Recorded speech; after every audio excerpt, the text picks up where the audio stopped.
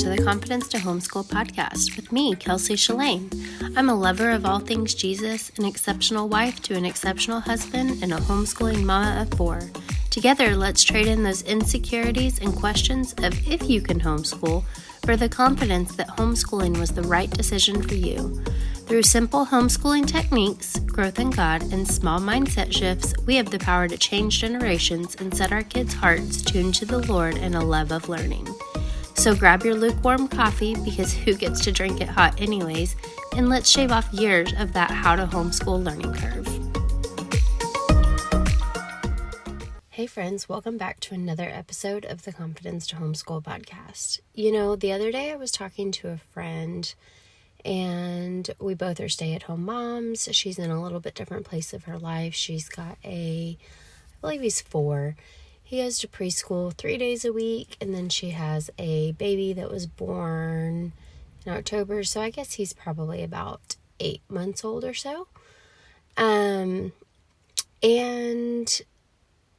we were both just discussing the fact that it's so easy to fall into the trap of all of the things that we didn't get done, all of the places that we screwed up in our day, all of the times that we yelled at our kids, all of the times we told ourselves we were going to get our laundry folded and put away that day and we didn't, or the dishes are in the sink, or even the mundane of doing the exact same thing in a different style every day. Like, I know I'm going to cook, I know I'm going to clean, but what messes are you going to throw my way, kids, that I have to clean up as well? You know? So all of those things that I think all of us that are staying at home with our kids are feeling, even more whenever you are staying at home and homeschooling.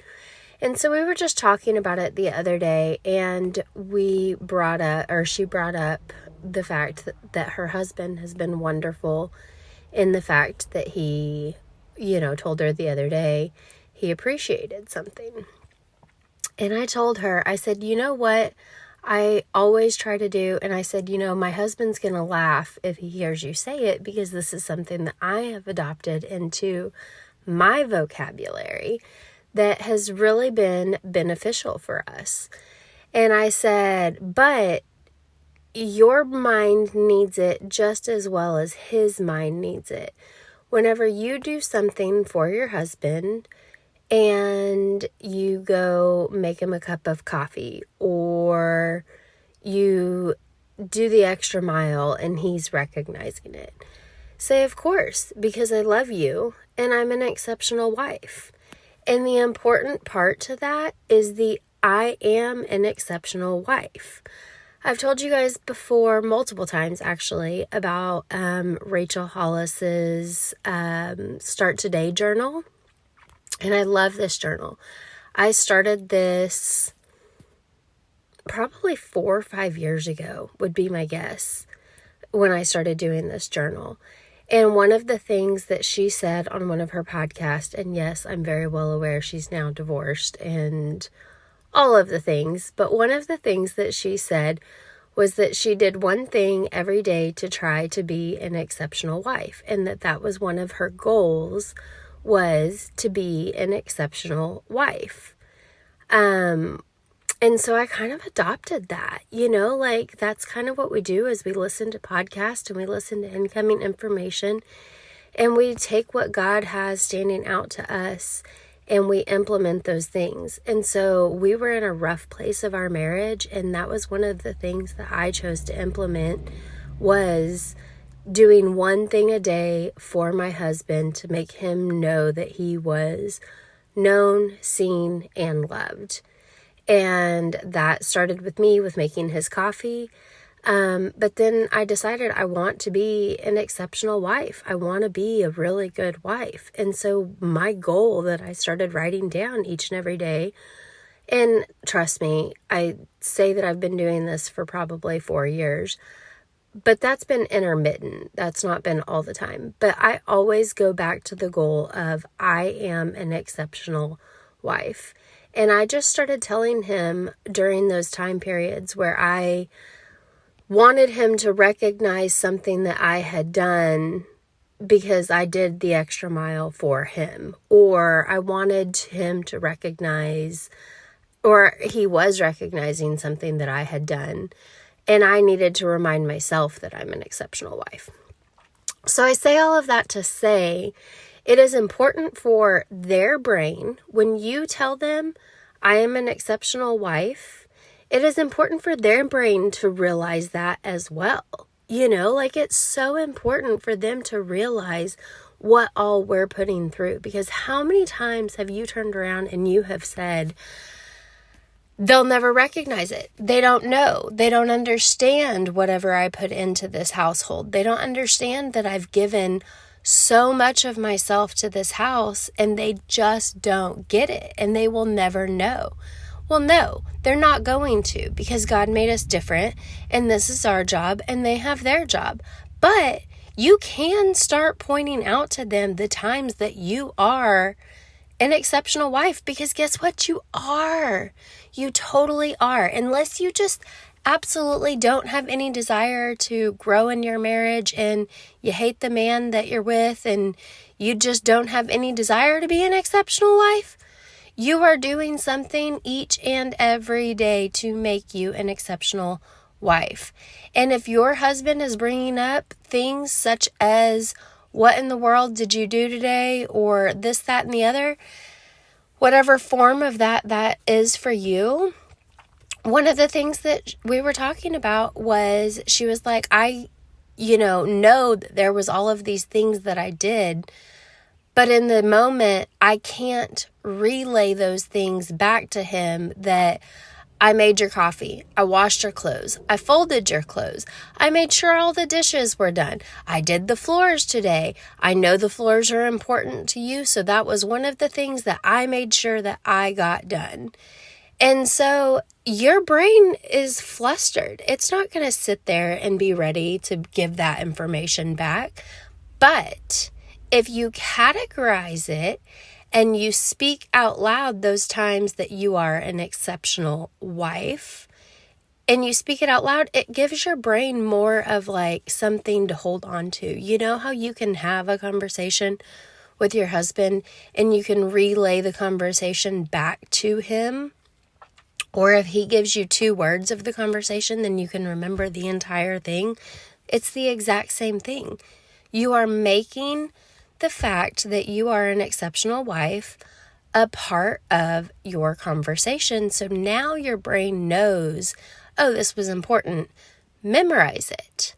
So that way, when you're in these times, you can be like, remember this, remember that, remember the other.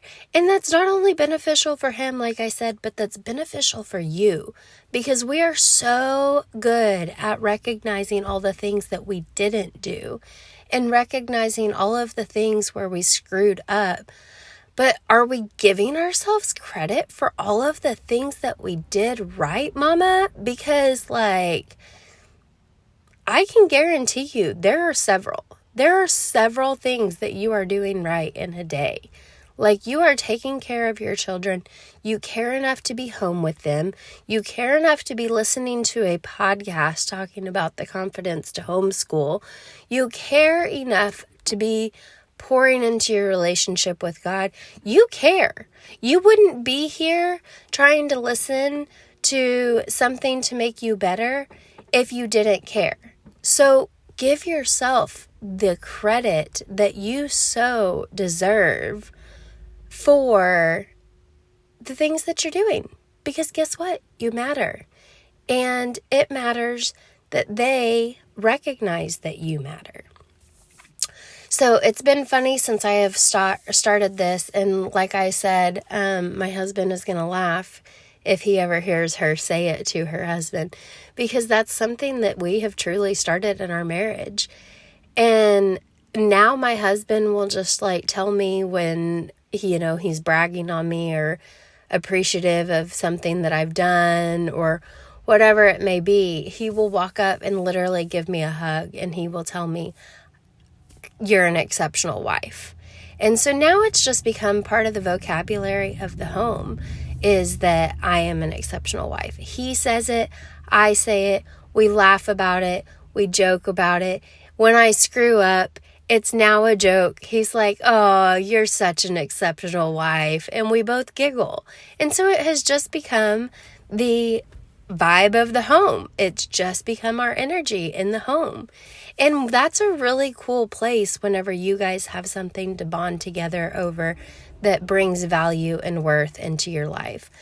The second part of that, and this is really part B, but I want to go ahead and throw it out there because I've already got you here and I think it's worth it, is I also write down I am an exceptional mother and teacher. And that's because those are also two areas that I'm striving to be wonderful in, and I don't use those as much as I'm an exceptional mother. I do not walk around the house using that, but you know what? I probably should.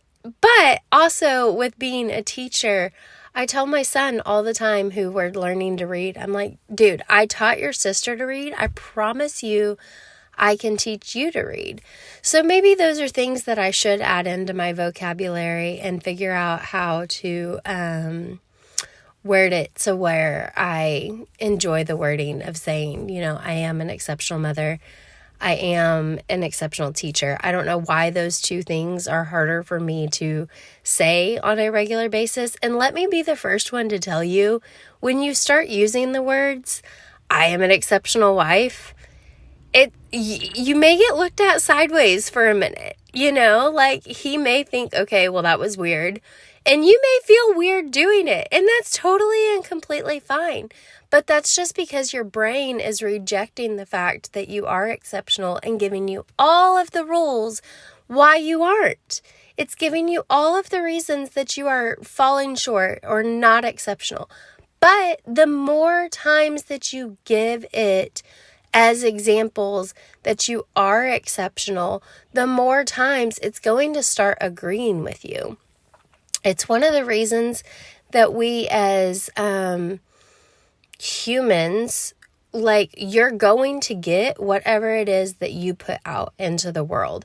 If you say there's always something next, you're going to always have something next coming up. If you're saying life is chaos, you're going to continue to get chaos. If you're saying one kid got sick, so that means the rest of them are going to get sick. Your expectations mean something to the world. You say it, and then your brain figures out a way to make it possible. So if you're saying positive things over yourself, such as, I am an exceptional wife, I am an exceptional mother, I am an exceptional teacher, guess what? That's what you're going to get back. And that's the entire point of this Start Today journal with Rachel Hollis, is putting out there exactly what it is that you're wanting and doing it in a daily and consistent basis so that you're reminding your brain where it's going, what we're wanting, and all of the things. So that is it. That was a quick tip today. I hope that you can view something that it is that you're wanting in your life. If it's, I am an exceptional wife, I want to urge you to go to Proverbs 31 and start reading through that every day for 30 days and to start to start writing down each day, I am an exceptional wife, and speaking it over yourself. Try throwing it out there. Make a goal for yourself of, I'm going to find 5 things that I've done in a week, or 3 things that I've done in a week, and tell my husband I'm an exceptional wife. Make it a point to get those things done and get them out there, and start giving your brain reasons to see why you are an exceptional wife, mother, and teacher.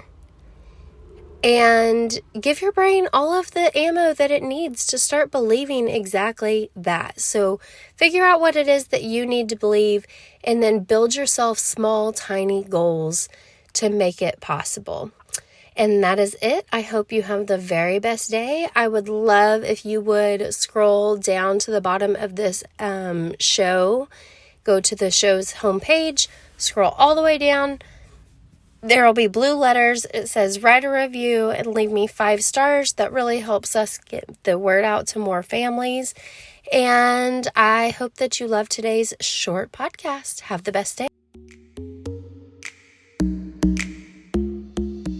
Hey friend, thanks again for joining me today on your journey to the confidence to homeschool. I hope this podcast blessed you with one more tool of success. If it did, please scroll down to the bottom of your screen and leave me a review. Share it with a friend. Just remember, confidence in anything takes practice, so let's grow.